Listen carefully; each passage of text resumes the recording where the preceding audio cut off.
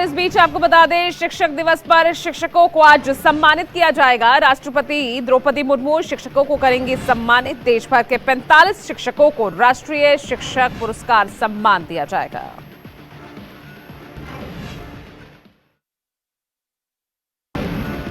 और breaking news इस बीच, भूटान के प्रधानमंत्री आज अयोध्या जाएंगे। राम मंदिर में पूजा अर्चना करेंगे।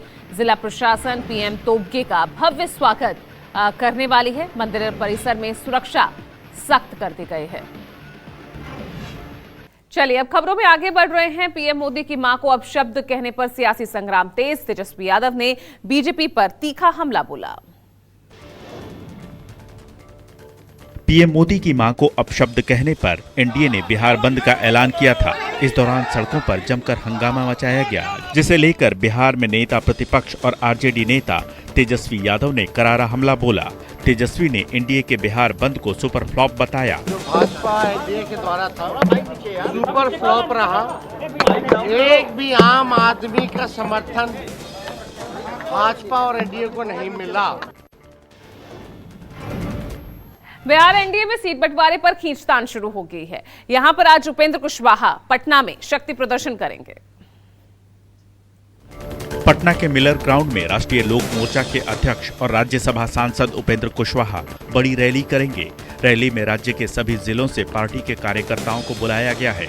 रैली के जरिए उपेंद्र कुशवाहा अपनी सियासी ताकत दिखाने की कोशिश करेंगे। कुशवाहा वोट बैंक को साधने की कोशिश की जाएगी। साथ ही एनडीए में ज्यादा सीटों पर दावेदारी पेश करने की भी कोशिश करेंगे। बिहार चुनाव का काउंटडाउन शुरू हो गया है। सूत्रों के मुताबिक अक्टूबर के पहले हफ्ते में चुनाव कार्यक्रम जारी हो सकता है। चुनाव आयोग की टीम इसी महीने बिहार का दौरा कर चुनावी तैयारियों का जायजा लेगी। सूत्रों के मुताबिक चुनाव आयोग दिवाली और छठ पूजा के बाद चुनाव की तारीख जारी कर सकता है। 5 से 15 नवंबर के बीच 2 या फिर 3 चरणों में मतदान कराए जाने की संभावना है। 22 नवंबर से पहले नई विधानसभा के गठन की प्रक्रिया पूरी करनी होगी, इसलिए नतीजे 20 नवंबर से पहले ही आ सकते हैं। और चलिए अब आगे बढ़ रहे हैं। मूसलाधार बारिश के चलते हिमाचल प्रदेश के सोलन में लैंडस्लाइड की एक घटना यहां पर सामने आई है। प्रशासन सतर्क है। लैंड सिंकिंग को लेकर आवाजाही भी अब बंद कर दी गई है। हिमाचल प्रदेश में कुदरत की मार सिर्फ लैंडस्लाइड तक सीमित नहीं है, यहाँ लैंड सिंकिंग की घटनाएं भी बढ़ रही हैं। सोलन की ये तस्वीर है, जहां शामती बाईपास में भारी बारिश के चलते सड़क पर दरारें आई हैं। 200 मीटर सड़क करीब 15 फीट तक धंस गई, जिससे आसपास के आधा दर्जन से ज्यादा गांवों को खतरा पैदा हो गया है। खतरे को देखते हुए लैंड सिंकिंग के बाद कई घरों को खाली भी करवाया गया है। शामती बाईपास रोड पर आवाजाही को बंद कर दिया गया है और प्रशासन इस पूरे मामले पर नजर बनाए हुए है। जम्मू कश्मीर में भारी बारिश के बाद बाढ़ का कहर जारी है। श्रीनगर से लेकर जम्मू तक विनाशकारी सैलाब खतरे की घंटी बजा रहा है। जोनीपुरा में शालीना में झेलम नदी के तटबंधों में आई बड़ी दरारों के बाद श्रीनगर, पुलवामा और बडगाम जिलों के निचले इलाकों में विनाशकारी बाढ़ आ गई।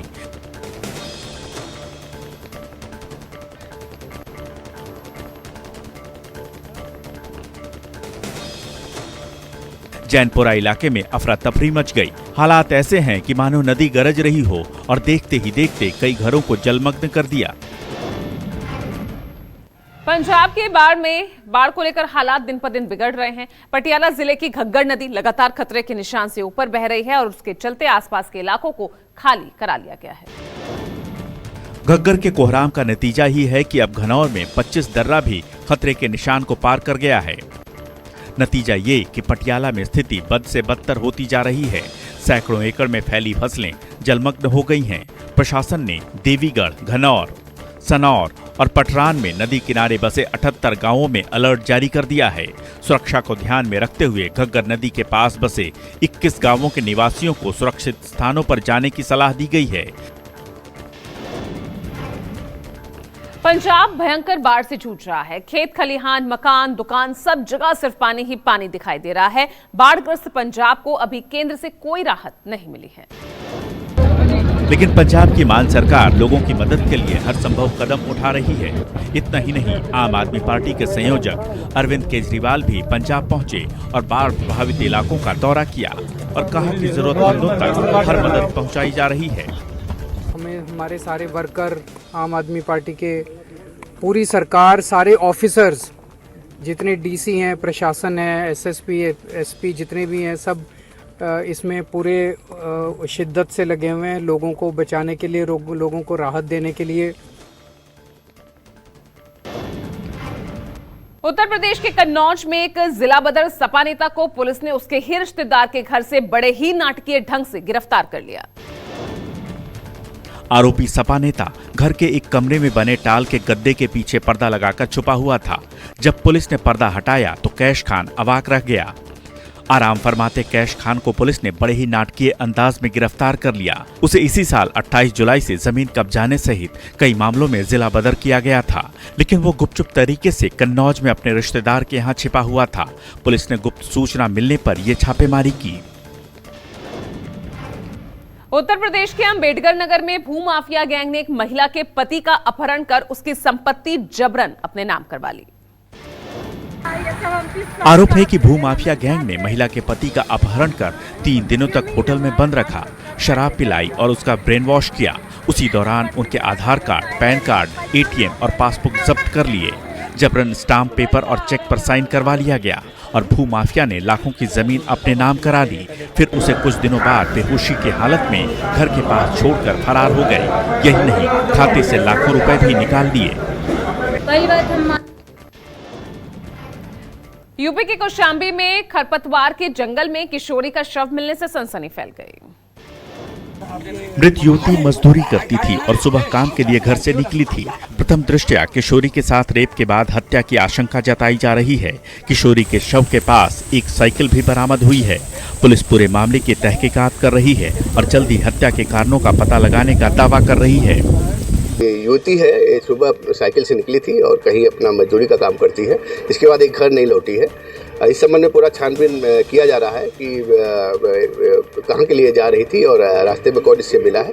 पूरी चीज़ों की जांच पड़ताल की जा रही है, जल्दी ही इसका खुलासा होगा। और आगे बढ़ रहे हैं बड़ी खबर इस बीच दिल्ली से, जहां लगातार खतरे के निशान से ऊपर यमुना बह रही है। आज भी जो जलस्तर है वो 207.35 मीटर दर्ज किया गया है। हथिनीकुंड बैराज से लगातार पानी छोड़ा जा रहा है, जिसके चलते यमुना से लगे जो निचले इलाके हैं वहां पर बाढ़ जैसे हालात देखने को मिल रहे हैं। ये देखिए 2 तस्वीरें आपके टीवी स्क्रीन पर। एक तरफ आप देख रहे हैं यमुना का ये रौद्र रूप, लगातार यहां जलस्तर बढ़ता हुआ 207.35 मीटर आज दर्ज किया गया है।